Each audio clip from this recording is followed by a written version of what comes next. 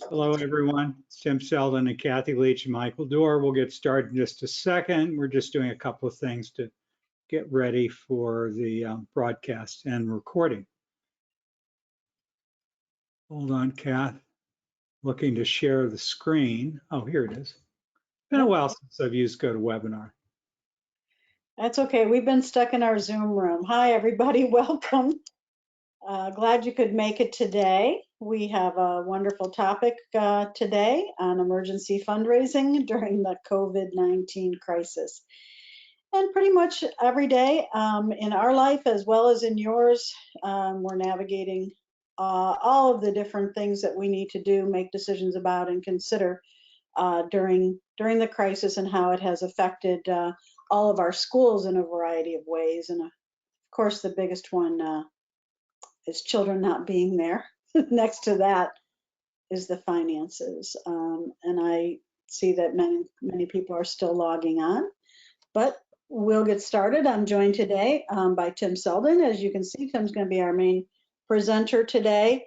And also joined by Dr. Michael Dorr, who's often with us. Michael, thanks for being here, Senior Consultant with Montessori Foundation, and well-known author, international workshop leader, and teacher educator. So many titles, I could go on, but I won't. I will turn it over to Tim so we can get started on this really important topic today. So thanks, Tim and Michael, for being with me today. Thanks, everyone. And I definitely encourage you, feel free to ask questions. I'm only going to show a few slides. I really don't like death by PowerPoint, but I thought the topic deserved a quick review of the fundamentals of fundraising.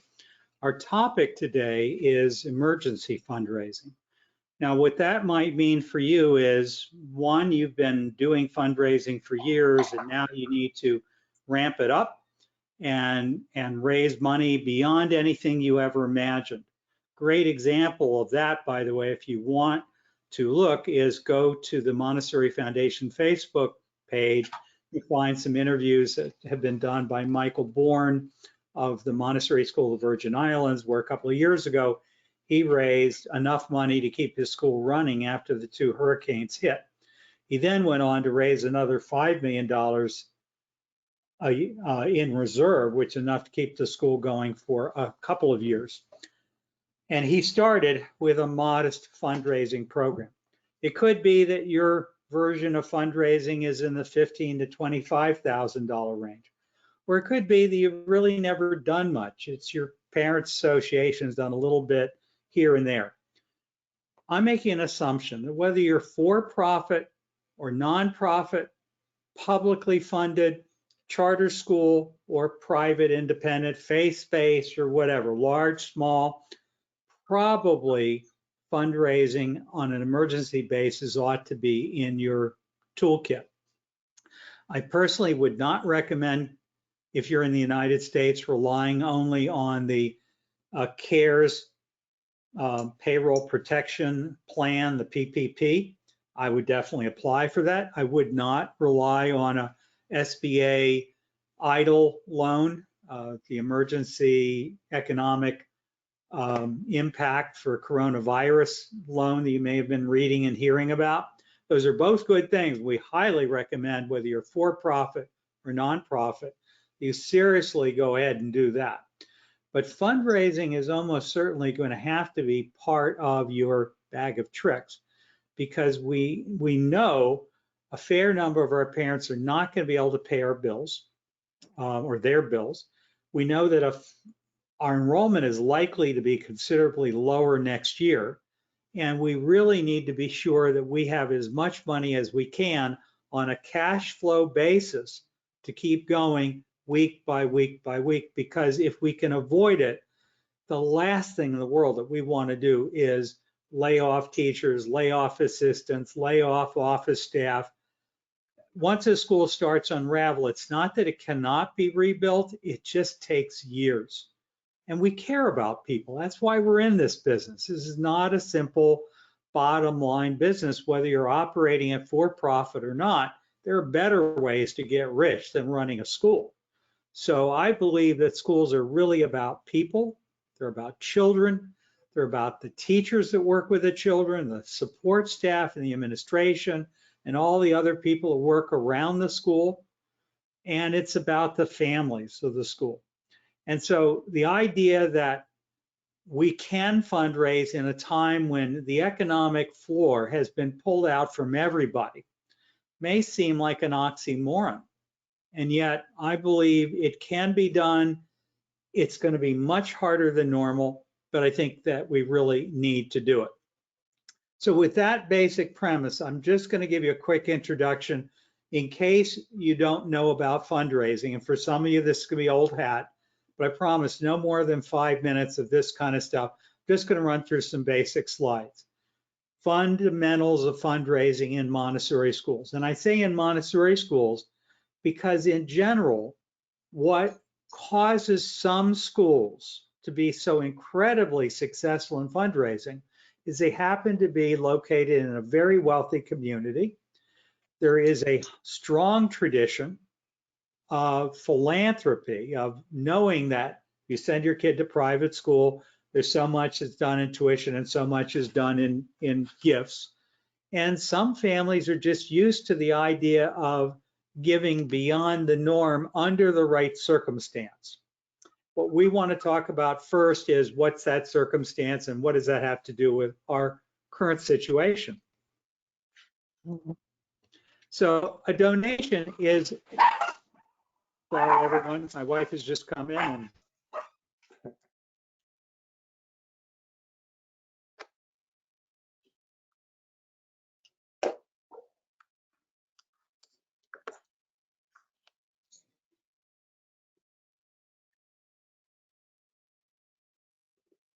Okay, you're still muted, Tim.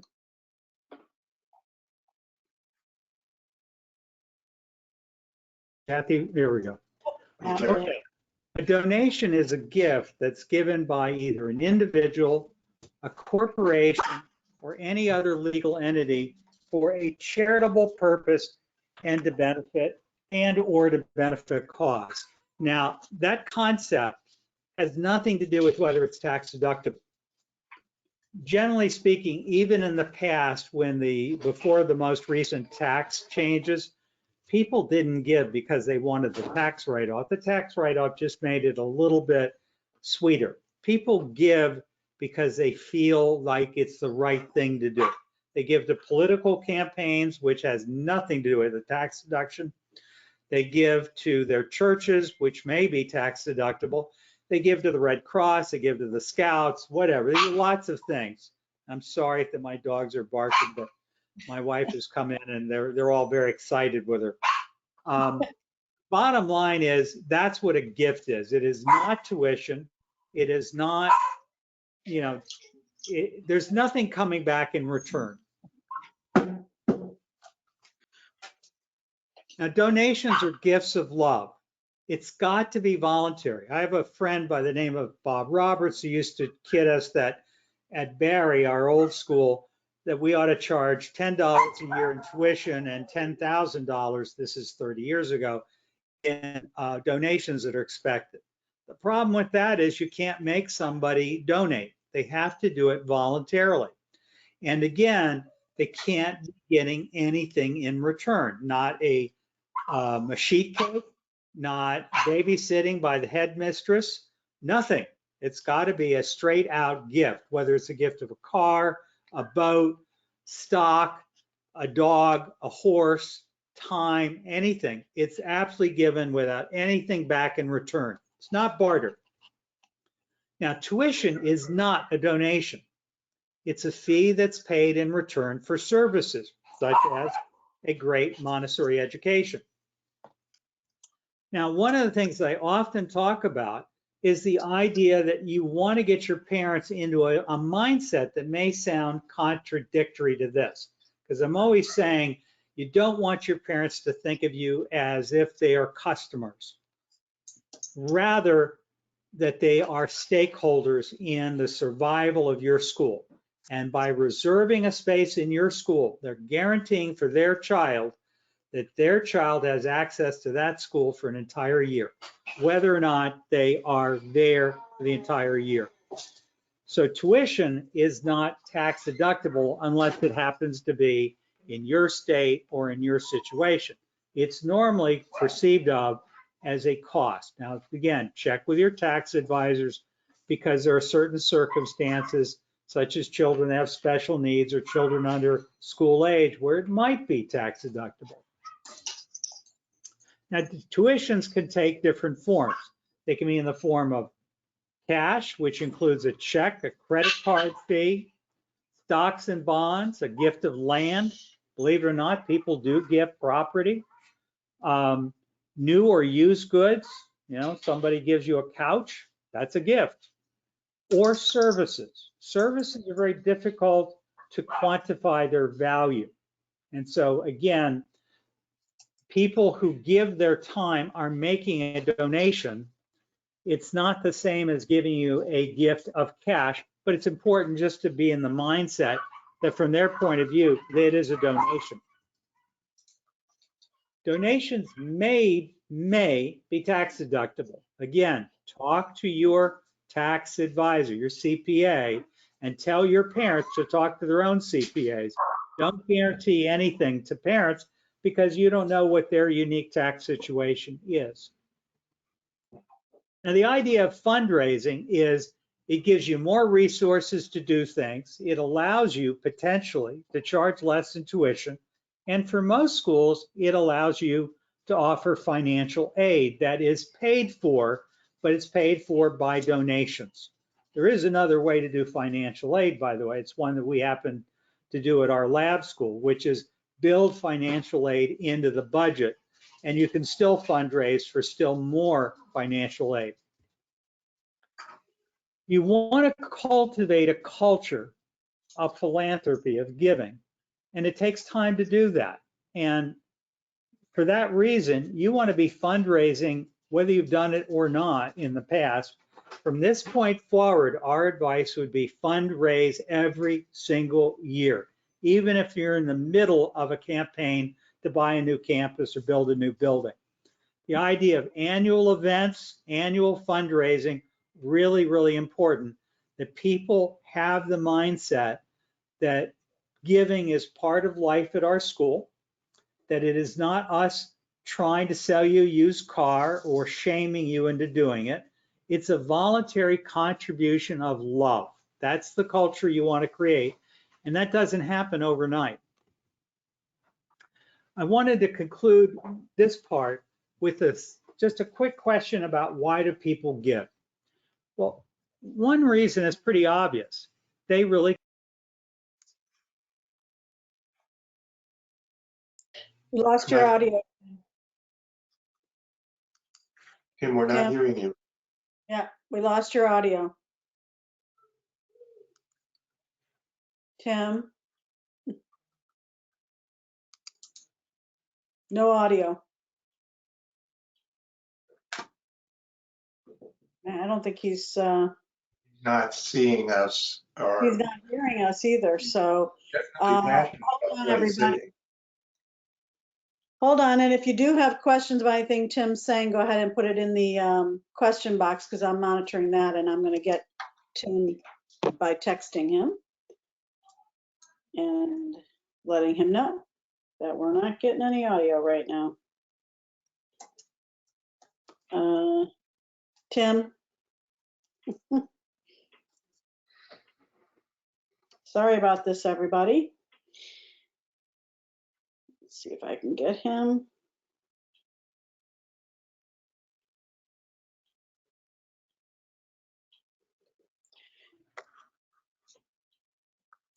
And I know that Tim is just finishing up this part. Hey, Tim, we lost your audio a little bit ago. Oh, no. At what point?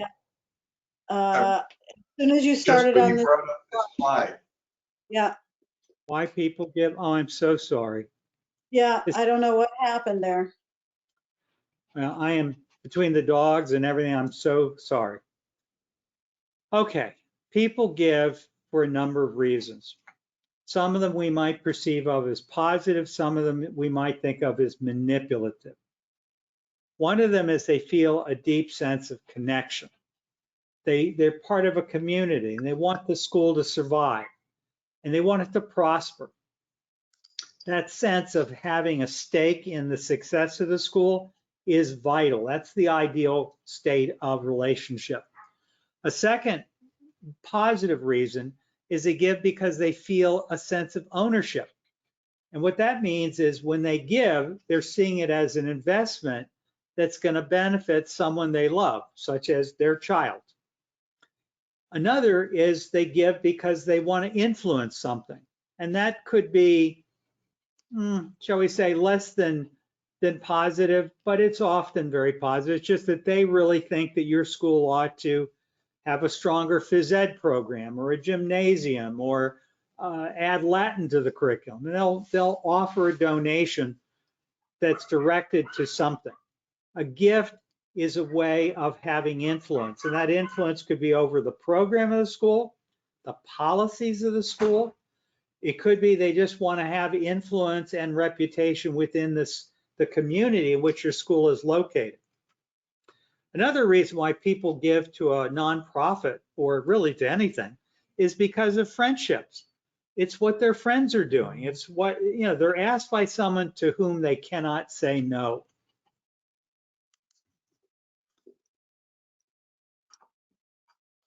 Another reason why they give is they want to have recognition. And that could be in honor and memory of, or they would like to be admired and respected. Like if you're a new person in a town and you have the ability, by getting involved in lots of boards and by being very active in community service, and if you have the ability to make substantial gifts, that's a great way to get invited to be much more respected and more involved in the community. Like it or not, that's just the facts of why people give in part. Another reason why they give is social conscience.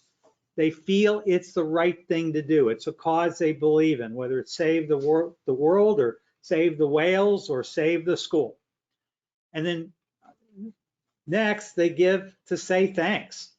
They just appreciate what you do.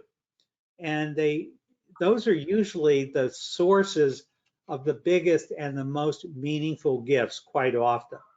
This deep sense of gratitude to the charity. And contrary to the popular perception of daddy or mama warbucks who throws their weight around, people who give money often tend to be people who have strong values and deep beliefs. They're not simply throwing money around willy-nilly. They think of it in a very, very different way. They see the needs of the world as being huge. They see their resources being so small, and they give to things that they believe in, and they give not because it's expected of them. They give because they want to make a difference. That's really important. The idea of helping other people who weren't helped when they were young, of doing something they think is valuable. So I'm going to stop sharing my screen and just come back to you guys, and hopefully. Yeah, I'd just like to remind everyone that I'll be monitoring the question box, and it's on your control panel about halfway down. And if you do have questions or comments or things you've tried in this area, please go ahead and put them in there. I already have one question in there. And Tim, I want to remind everybody that what you presented is fundraising in the best of times, right? The kind of investment we do over a course of a number of years, so that hopefully in a crisis, we have that culture of giving that's already been established. So for many schools, that may not be where they are right now. If they do have that culture already and they have particular donors they can go back to, that's one avenue. But we also want to address today those schools that maybe don't have that built up yet, and how do we have the courage to go to people and ask for their support, and I want to get into that a little bit as well. But right now we do have a question. This is looks like Sunit Grover. More than half of my parents have not paid the tuition due April 1st. Okay, this we're hearing every single day. So I really want to emphasize that. And my payroll is due in a week. I've totally lost sleep. We gave a small discount. Can I ask parents if they will let me use the money, the tuition money, for the payroll as a donation? Well, I can't give you tax advice. You can certainly ask. The question is whether or not it's a donation or whether it's just a use of funds in advance. So that would be unearned income or using prepaid tuition. And you certainly can ask. Again, check with your accountant and just make sure. But you can. And you can also ask a lot of things. You can ask people to re-enroll. You can ask people to stop and think about what they're doing. That if they continue to not pay, then you have no choice but to close. And once you close, it will be too late. Now, they may say, well, I don't care. I'll find generic childcare somewhere else. But there's a good chance that if we don't navigate these times well, we're going to see almost every private, for-profit or nonprofit Montessori school either go out of existence or suffer tremendously and take years to come back. So the idea of being honest with your parents, it's generally called transparency, is probably a really good idea. And you want to personalize it. This is where the money goes. If you think that I'm somehow pocketing and buying Rolls Royces, you are sadly mistaken. These teachers are working harder than ever. I have to assume you're doing some kind of distance program. And your parents are basically saying, heck, it's not whatever you're doing, it isn't the equivalent of what I signed up for, and I resent the idea of having to pay you. But if you stop paying those teachers, they're gone, they're lost, they're on unemployment. And that may be a choice that you make as a school. But before I would lay them off and turn them loose to unemployment, I would have a serious conversation with these parents, either by a Zoom meeting like we're having now. You could do an email, you could do a one-on-one phone call with each family. I've seen lots of ways that people do it. But you can basically say, pay what you can, because if you don't, this is what the consequences are. And I don't want that to happen to our school or to our teachers, because your kids need those teachers to reassure them and to support you more than ever right now. There's a couple of follow-ups to that, Tim. One is that they're talking about the $200 credit. So they gave a credit to the parents, right? So they just want to, I'm guessing, ask if that can be used to help pay for teachers. I'm not quite sure how you would do that. And online learning is in full swing. So just to give that context, and I agree. I also want to say that when you're in that kind of a situation and you're talking about this month, we are in April, and you don't have the money to make payroll and you're losing sleep. And, the first thing that we're recommending is that you go through your list, your chart of accounts of every bill that's due. And you're saying, what can I ask forgiveness on? What can I defer to a later date? How can I negotiate those bills to buy me some time? And to, really look at delaying, deferring, or having things forgiven. Every single item in the chart of accounts that can be done. That's as well emergency fundraising. Yeah, that's just another way of getting to the bottom line. The ability to survive is increase income, decrease costs, or sell more individual spaces. Those are the three variables in any business. And in this case, we're adding another variable on the increased income. And whether you get that income in the form of an outright tax-deductible donation, or whether you get a transfer of stock from a point of view of let's say somebody who owns a stock portfolio. From their point of view, they bought it at one price, it went up to here, it's fallen back down to here, and if they were to sell it right now, they're going to have a big capital gain, and they're going to have to pay tax on that gain. Whereas if they give it to you, they get a tax write-off that may help them with their tax bill for the year, and it's fairly painless when it's something like a stock. So setting up a stock portfolio account for your school is a matter of a day or two.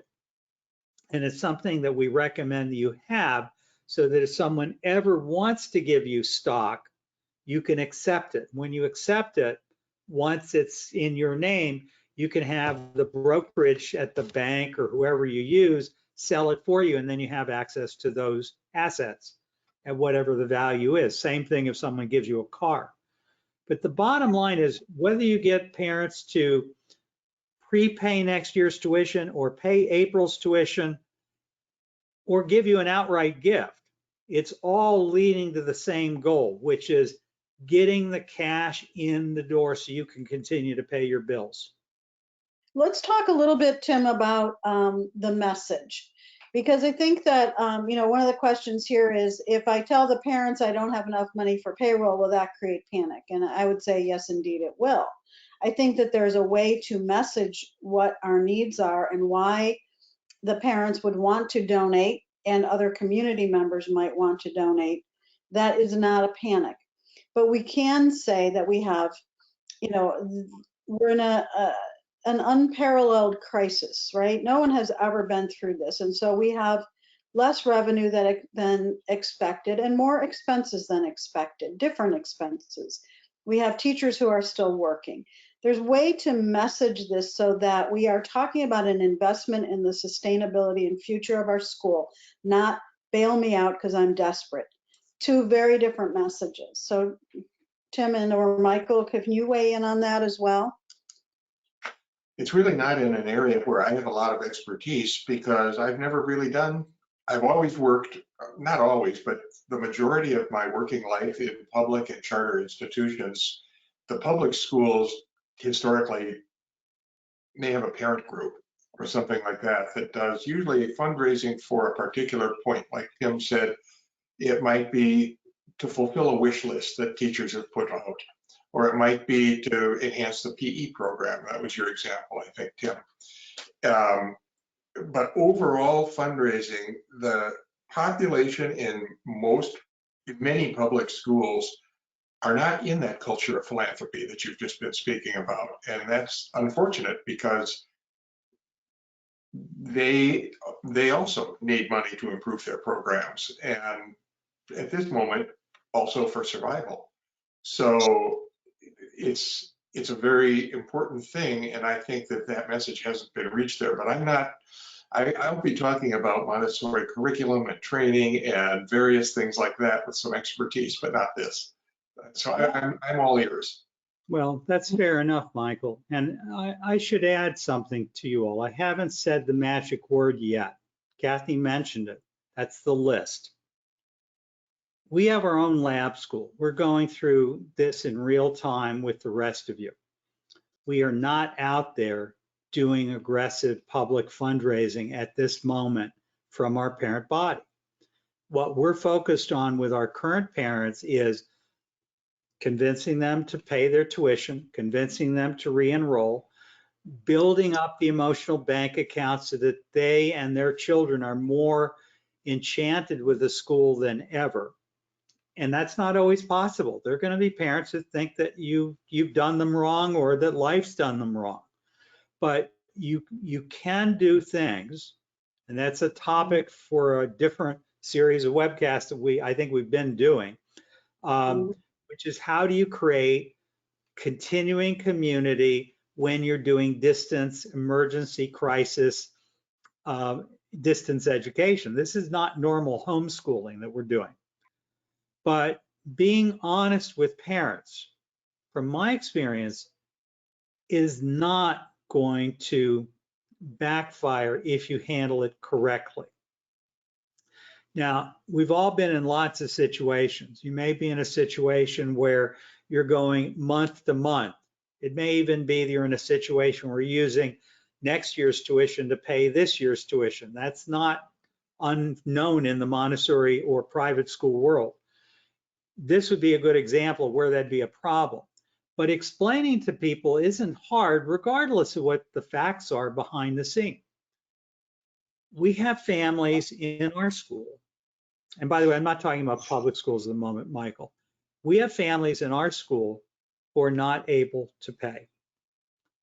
We have continuing expenses, otherwise known as the teachers, who make up the overwhelming majority of the cost of running this school. And our goal is to not have any of them take a pay cut or be laid off, because they're irreplaceable people. They're the heart and the soul of the school, just as your children are.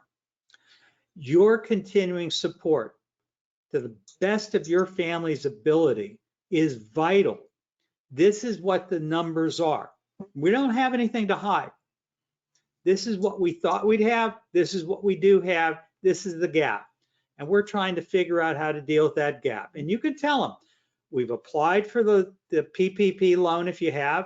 You can tell them you've applied for an SBA loan, and then you show them, and this is what we believe is the shortfall that we need to make up through emergency fundraising.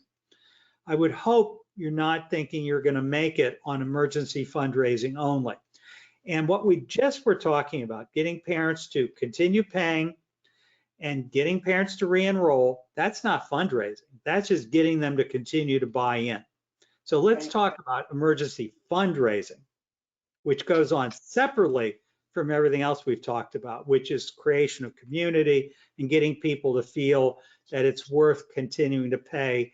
But the transparency and the willingness to go out there and just tell the truth.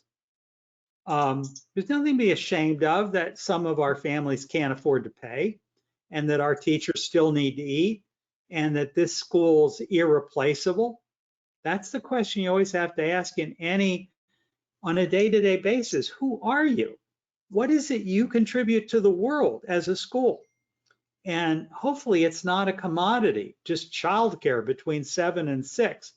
It's something very special, which is the unique personality of each classroom within your school, the relationship between those teachers and those children, those parents and each other and with the adults, and the school as a greater whole. And hopefully each class is really dancing in sync pretty much with the rest of the school. So we don't have a lot of different versions of school within one school. So the question is, who are you? Because that's the story. Figuring out who you are and how you are benefiting these people that you're talking to, whether you're talking to parents about why you don't want to simply treat us like a commodity, a daycare service, but rather as part of a community that took a long time to build up. And if it were not here, it would be millions of dollars to rebuild this thing in most cases. And it would take years.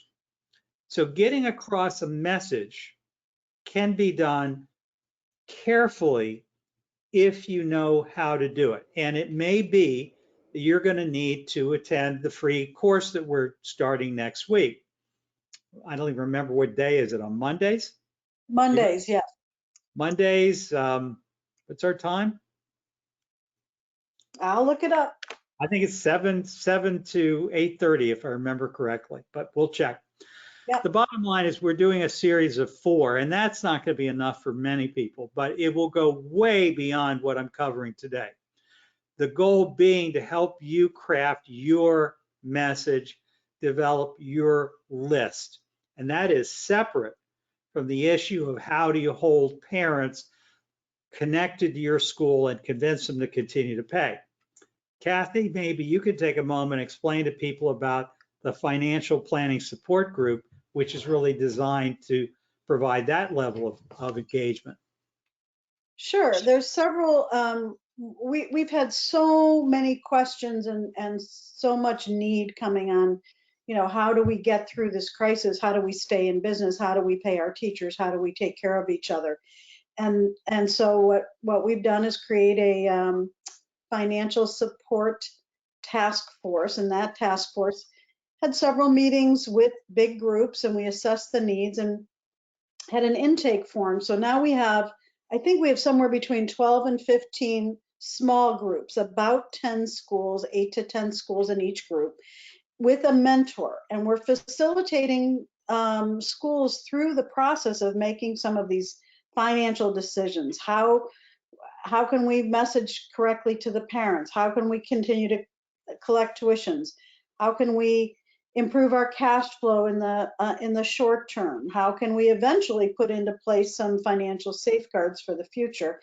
And a piece of it is this fundraising, although when we realize fundraising really has its own needs, that's when Tim and Dr. Val Weiss have decided to offer the 4-week series on that. But the finance support groups you can still get involved in if you're interested in these small groups with a mentor. And that's at our website, montessori.org, under news and announcements. If you click there, there's a way for you to apply for that. I will tell you that currently we have a waiting list. However, we are recruiting new mentors, and we have just an outpouring of support of Montessori leaders who have run schools, who have proven success in finance and in leading schools, who have, really given of their time and their spirit and their energy and their expertise to lead these groups. So there's very, very highly qualified people across all of the Montessori organizations who have come together to support schools. So if you need that kind of support, please let us know, and we're happy to get you involved in that. We are still taking applications. I also have a couple of questions here, Tim.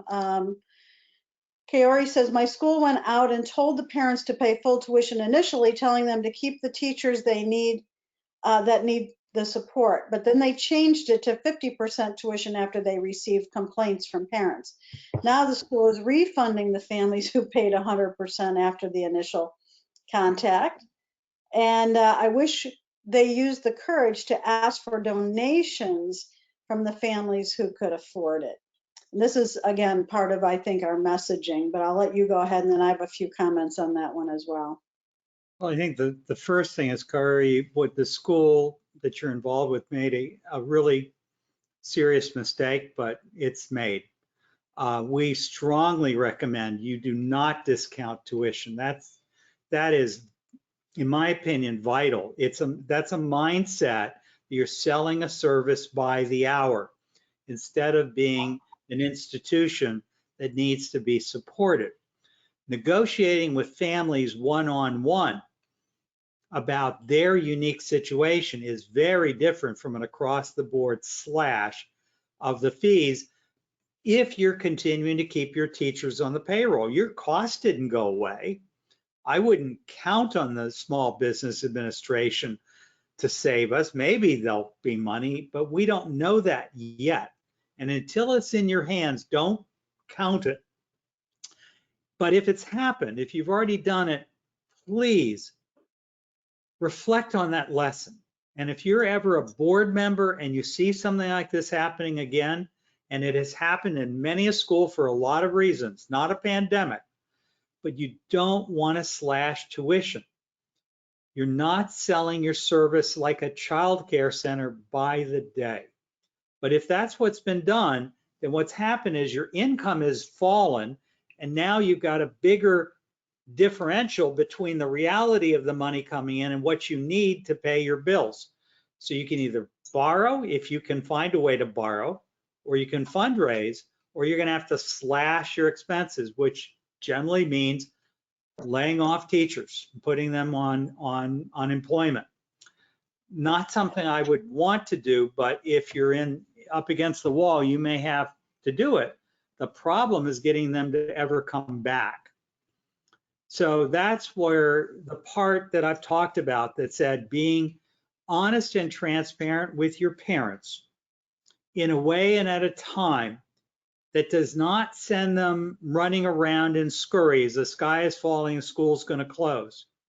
And that is always a risk. There will be people who will hear that, and they're really not very savvy about economics. But if you take the time, and again, in our financial planning support groups and in the fundraising group that we're going to be starting next week, we'll try to help you craft your message. You may really want to call out all of the best advisors available in your community. You may have a community foundation. You may want to go to one of the Montessori Foundation support groups that are on Facebook.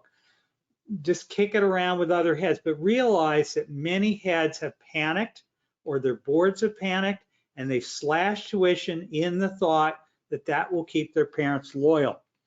And if you've done it, okay, but if you haven't done it, don't do it. Just cut deals with individual families and call it financial aid based on real need. The real thing we're talking about today, though, is emergency fundraising. This is meant to be a teaser for the 4-week course for those of you who really have the will to put in the time to look at it. And by the way, the 4 weeks is not enough. That's just as much as Val and I are able to give away for free during the emergency. But there are plenty of people offering training and resources, probably in your community, on how to fundraise. But generally speaking, you just have to crawl before you walk. And emergency fundraising, you have to go into full bore sprint. So let's talk in simple terms. How do you do it? Separate from the issue of convincing parents to pay their tuition and re-enroll. It's totally different. So now we're talking about people in this situation who are willing and able to make a donation to your school to help you to cover the gap, otherwise known as survive. The reason why you do it is because you don't have a choice. Either you do this, or you're going to have to start letting people go, or you're going to have to be insolvent and go out of business. So you've got nothing to lose, but there are ways of doing it that will get you slapped. And so the idea of doing it with grace and dignity and kindness, remembering that no one has to give any money to any charity. They only give if they want to. And so that means you've got to have a mindset of who are you going to ask, what are you going to say, and why should they give? So it all begins with 2 things. The first is the message, or the why. Who are you? What literally would happen in your community if your school doesn't survive this crisis? What does it do to benefit children? What are those families getting out? Now remember, your families probably are not the people you're going to fundraise with. You're just trying to get them to re-enroll and pay their tuition. So let's make sure we're clear about that. This is fundraising to different audiences in most cases. Now, knowing what you're going to say, whether you're talking to the community foundation in your city, or whether you're talking to a wealthy person you know, whoever it is, you need to have a message really well thought out. You don't need to have a fancy brochure. It helps to have a website, but the reality is if you have to, you don't wait until you have perfection to go out and ask, because in a catastrophe, you've just got to ask, and you've got to be prepared to be told no many times. Again, the secret is when you go out and ask, don't insult people. So if you think about it as dating, you're in a restaurant, you're in a bar, someone approaches you, they may think they're God's gift to the world and that you ought to be enchanted with them. That isn't the way it usually works. There is energy or there is not energy. Don't assume because someone has the ability to help that they want to help you. They may prefer to help the puppies that are starving in the winter. They may want to help the hospital. There's a lot of worthy causes out there. So the question is, why would they help you? So you got to have your message straight, whether you're talking to someone that's capable of $1 million gift or $100 gift or a $50 gift. What's your message? Get it written out. You don't want to sit there and read it. You want it memorized in your head, but it's not a long ask. It's an elevator speech. And it's the way of the ask is a different conversation. I just want to say your first job is figure out, why should anyone give to you? What's your message? What's your story? Second thing is the list. Who are the people that you know in your life, not parents of your school? It could be the spouses of your teachers. It could be a teacher. It could be someone in your administrative team. It could be a past parent. It could be a present parent. It could be someone you just know from the community. Who do you know anywheres in the world who is capable of giving you a gift of $100 or more just because you asked? Quick story. I have a friend by the name of Chris Gallagher. Chris Gallagher was very involved with our lab school for many, many years as a parent, a board member, and then for a number of years as the head of school. When Chris Gallagher got involved with a new cause a few years ago, women's history in sports, and they were creating this museum, he asked me if I would be a donor. I couldn't say no to Chris Gallagher. I couldn't care less about any sports. That is not something I care about. It was Chris that got me to give. Ask yourself, do you know anybody in the world who would give money to you? And then expand the circle beyond you. Although my wife, Joyce, would tell you the first year she ever did this for a living, she had to call 500 families one by one and make the calls. And, you know, if you could, you'd be seeing the best thing is sit down in their home or over coffee, but we're not doing that. So the best, you know, the most impersonal thing is an email or text. The best thing is a crafted email that really feels personal. The next best is a telephone call. Better than that would be a Zoom call, but don't waste their time. Think of themselves as somebody who is single, who is getting hit on all the time because they're really attractive, male or female.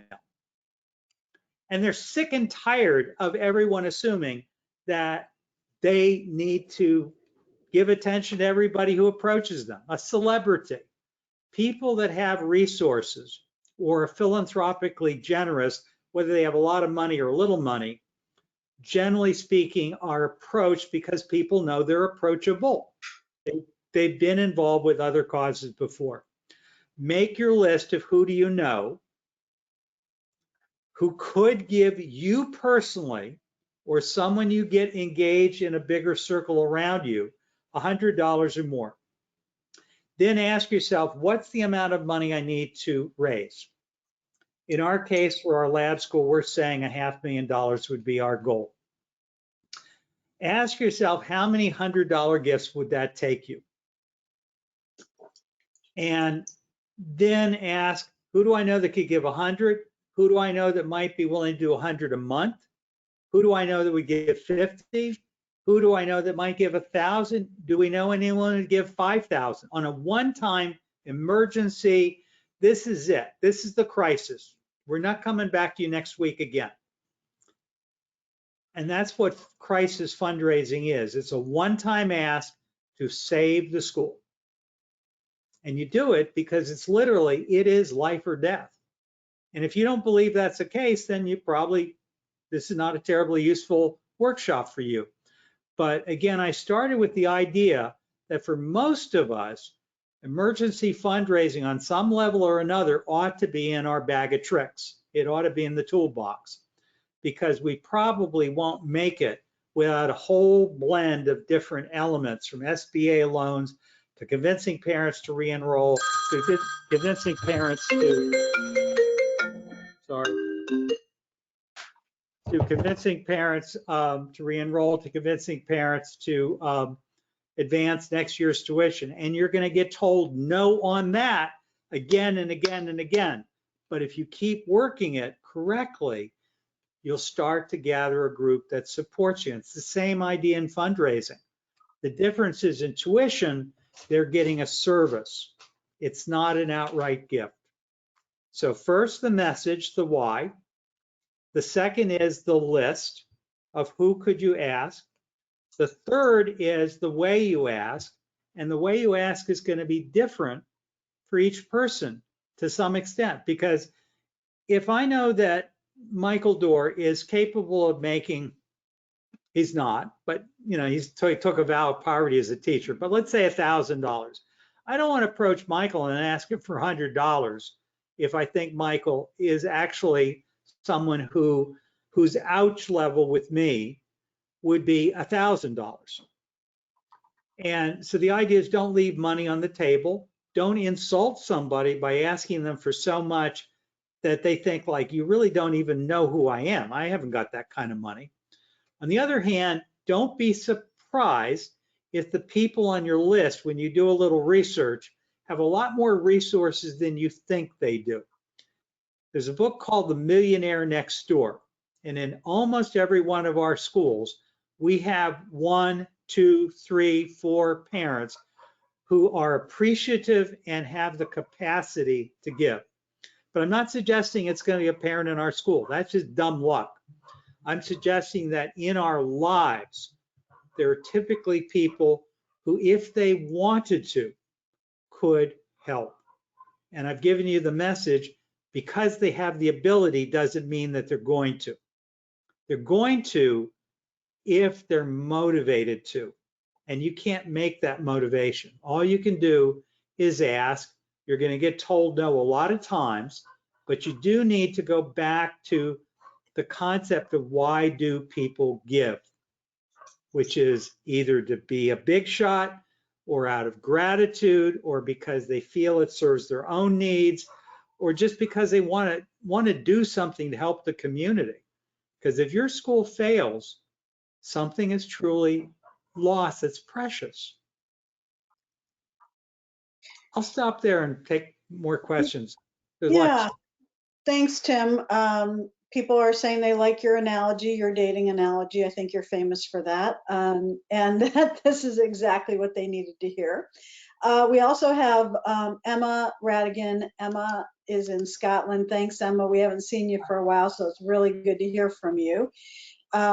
She says that the UK government is paying 80% of staff salaries. So that really helps them be able to close down and, you know, buy some time, so to speak, and start looking at moving forward. There's a lot more there, but we have quite a few comments here.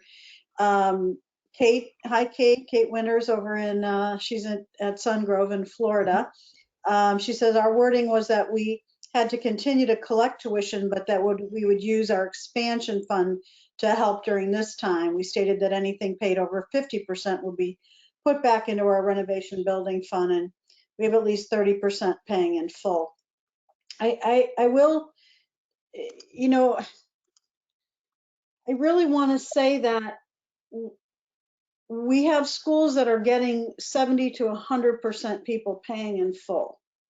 So I want everybody to stop and think for a moment what you can do to message to your families that you are offering a service that is worthy of keeping the school in business and being sustainable in the long term. So people pay for what they value.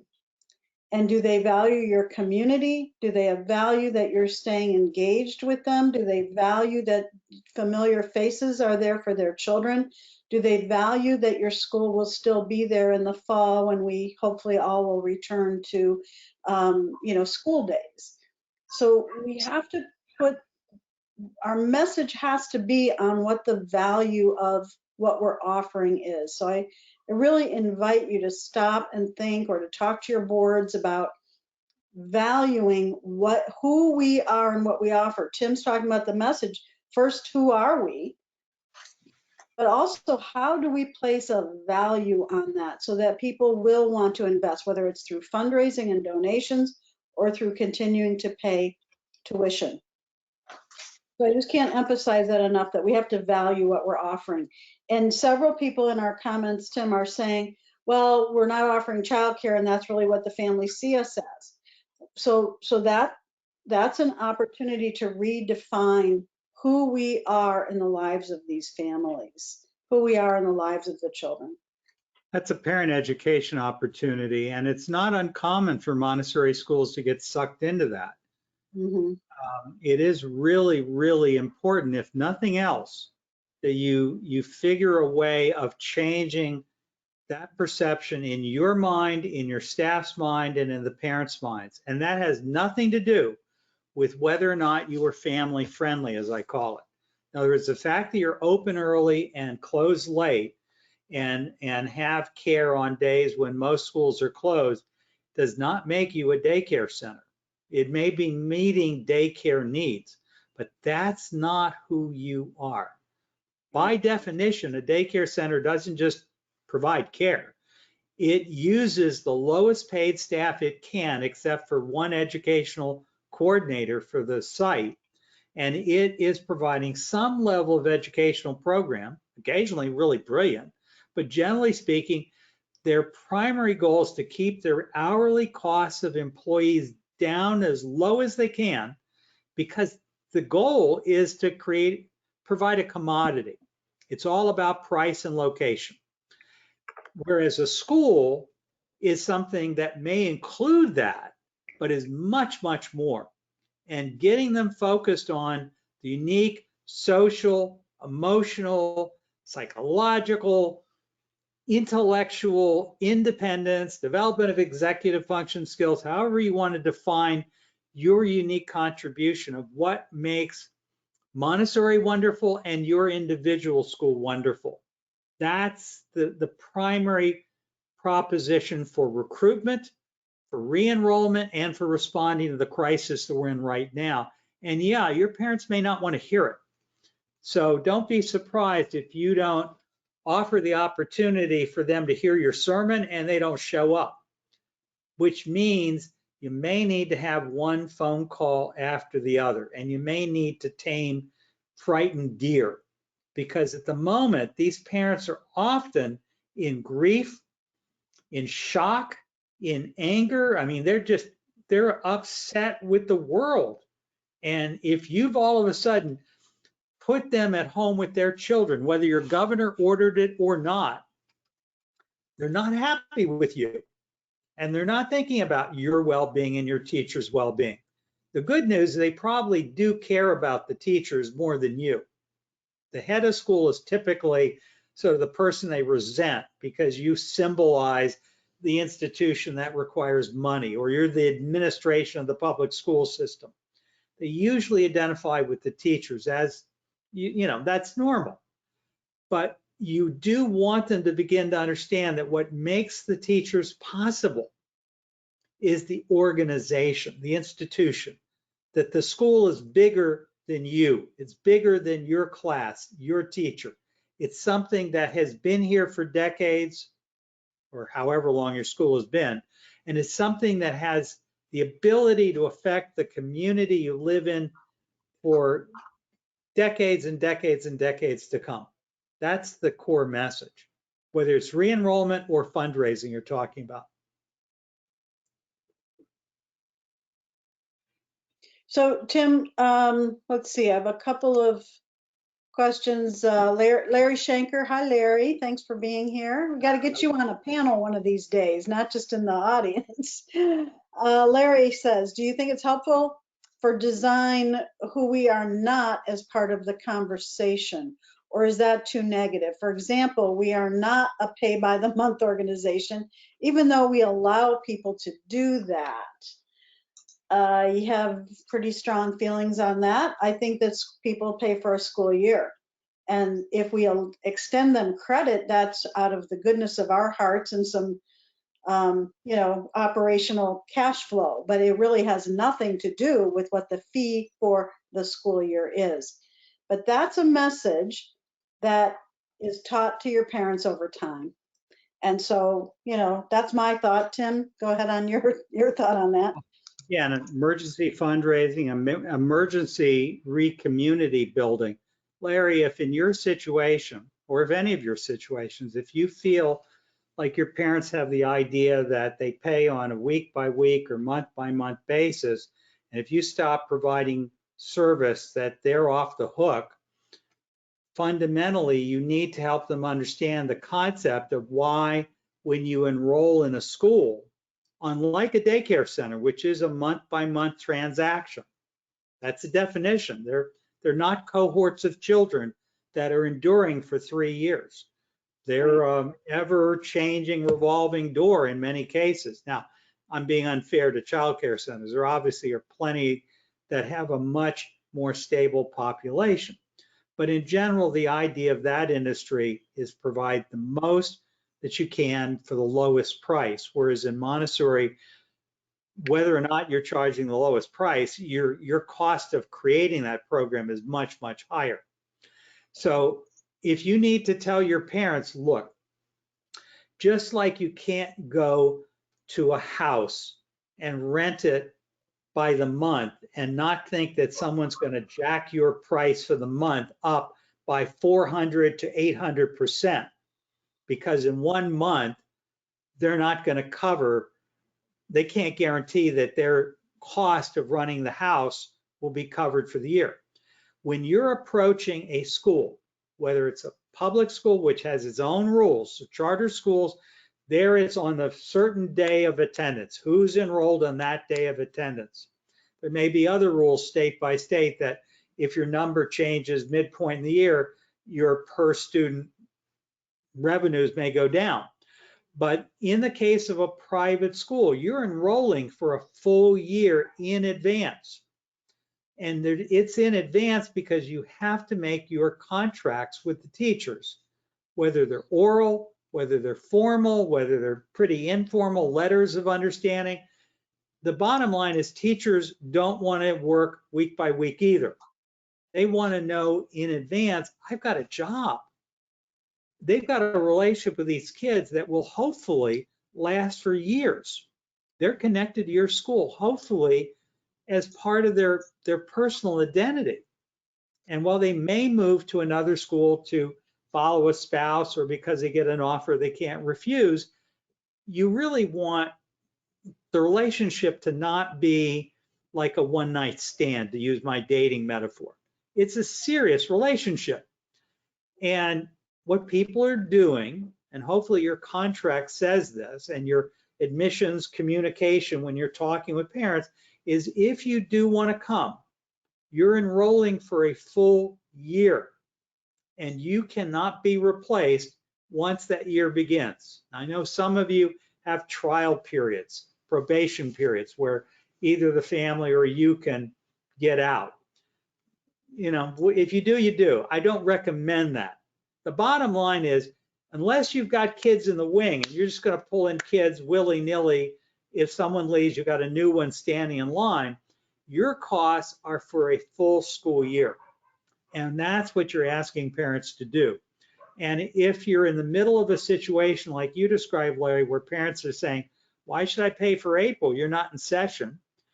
The answer would be because the school needs to continue. And it continues based on whether or not you're able to and choose to pay, and that we're able to keep the costs in line. And again, the messaging has to be much more delicate than I just gave it, but that's just the facts.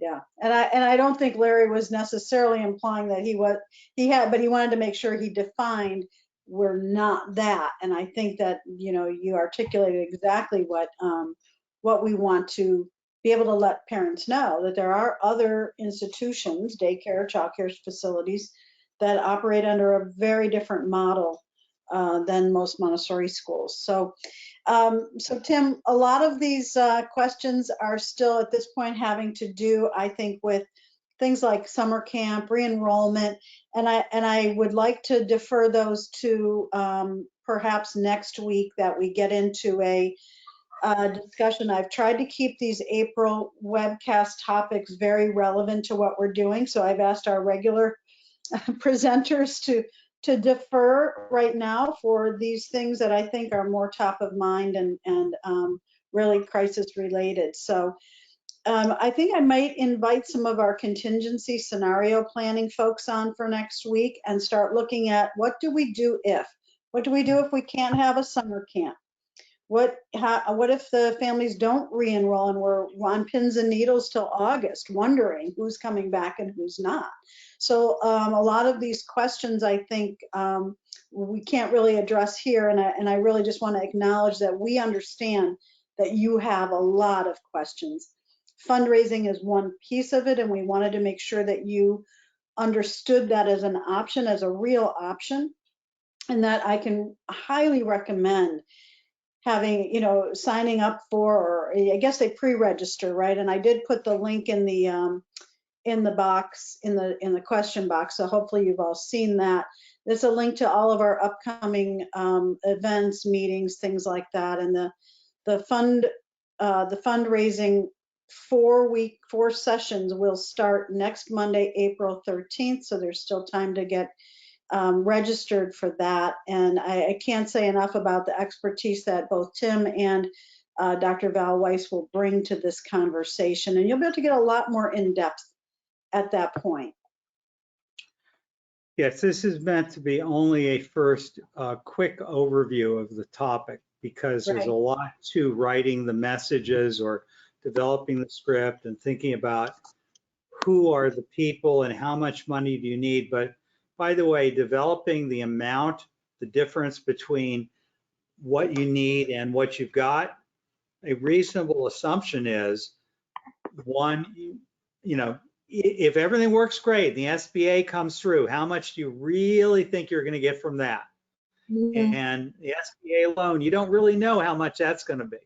So really all you can do is ask, well, what do I think I can get out of my parents who continue to pay, or pay a reduced tuition, or prepay next year? And on a week by week, month by month basis, you're going to see that there is a delta, a difference between what you think you're going to get and what you think you're going to need. And that includes summer camp and other income that would normally come in during the months of June, July, August. So you have to, I think, base it on worst case scenario and just try to get as much money. If you don't need that much, that's great. Yeah, so Monday, people are asking the question, the Monday workshop, I did look that up, and sorry to say, that is at 2 p.m. Jim, is that accurate? It's on the shared calendar as 2 p.m. on Monday, but you do have to pre-register at the link on Montessori.org under news and announcements, and I did put that in the question box. So keep that in mind. There's many other meetings and or groups you can join that are listed in there as well. So many resources for parents, for teachers, school leaders, finance, and other. Our contingency task force, we do have 7 task forces working right now, pretty much nonstop on trying to listen to your needs, assess those needs, and get you some information, resources, and opportunities to connect with each other. So do check at the Montessori.org news. And I will schedule, I've had several people say, yes, please get the task force on the panel next week.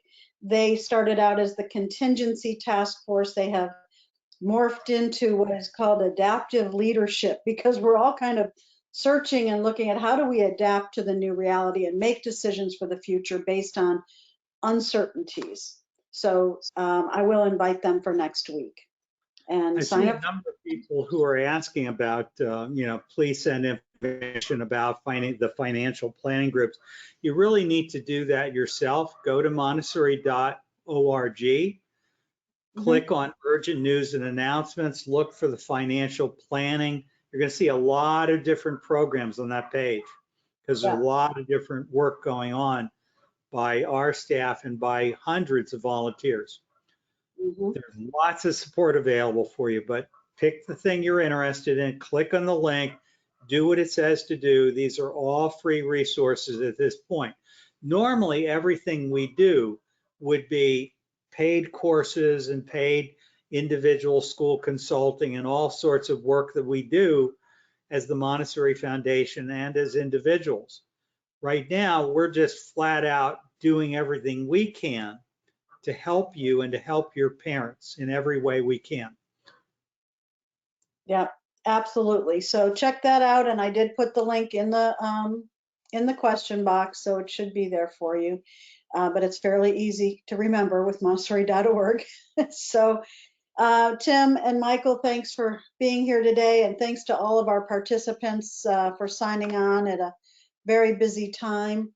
Keep checking back. We keep scheduling more things, more topics in response to the questions you're asking us. So we'll be here. We're here to help. We'll continue to be here to help. And we look forward to seeing you again next week or on another meeting before then. We have a Montessori Town Hall on Friday that's open to all at 3 p.m. To kind of just really brainstorm some of these things that we're all experiencing. No formal presentation, but a support opportunity for us to start planning together. Kathy, if I can add one thing, I see a lot of questions that are really covered already in recorded videos.